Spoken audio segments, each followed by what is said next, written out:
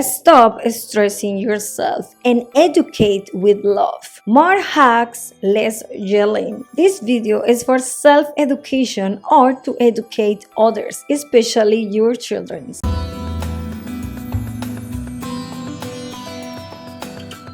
To begin with, it's important to know that first we need to educate ourselves in order to educate others. And you need to have clear in your mind that we all make mistakes. All mothers make mistakes, and that is completely okay because we are not perfect. If we were perfect, we will always be stuck in the perfection mode without the possibility of growing. We will be the same person always. We will never change, we will never improve. We will be always in that perfection mode, which is impossible. Now, I want to share with you some steps that you need to avoid and other steps that you need to do in order to educate your children or to educate yourself. Number one, do everything with love. And this step is easy to do when everything is good.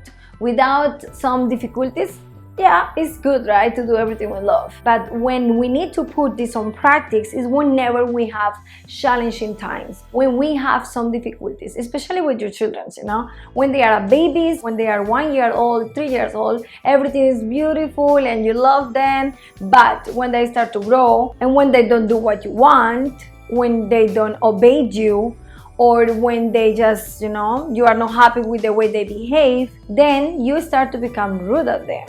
So in those times is when you need to do everything with love. Number two, unconditional love. And this is connected with the previous step, of course. And again, this is especially in those times when you have difficulties. When your kid is behaving in a way that you don't like, you need to educate him with unconditional love, trying to understand the emotions that this boy or this girl is having.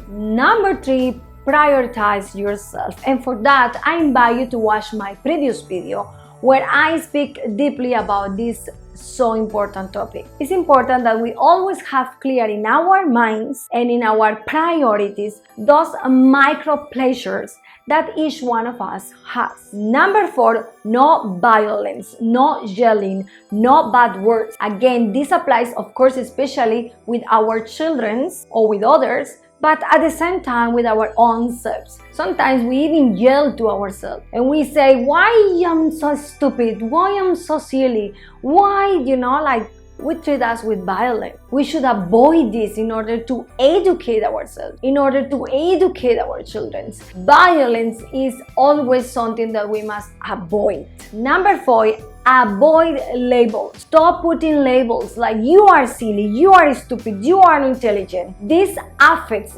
directly the personality of this boy or this girl, or to your own self. Like, I am always so stupid, I am always so silly.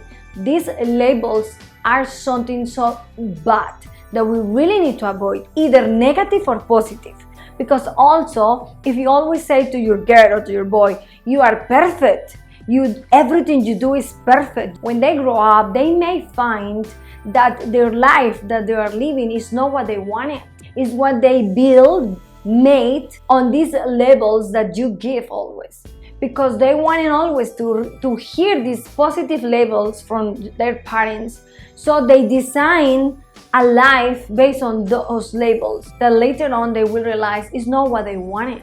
Number six, avoid comparisons. This directly affects the personality of the kid. And don't compare your children with their brothers or sisters. Don't compare yourself with anyone. Every single human being is unique. And each one of us, we have our own path in life. So we cannot compare ourselves with no one because it doesn't make sense. And the last step doesn't mean it's the less important.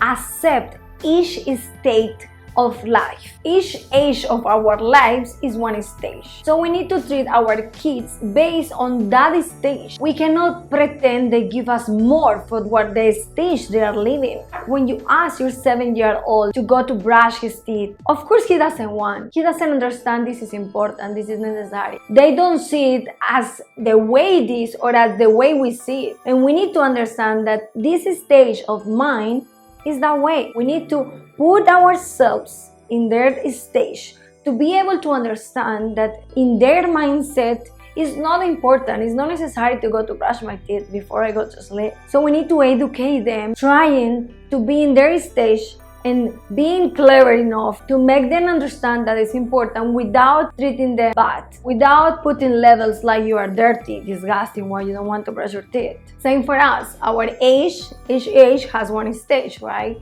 And we need to educate us based on those stages.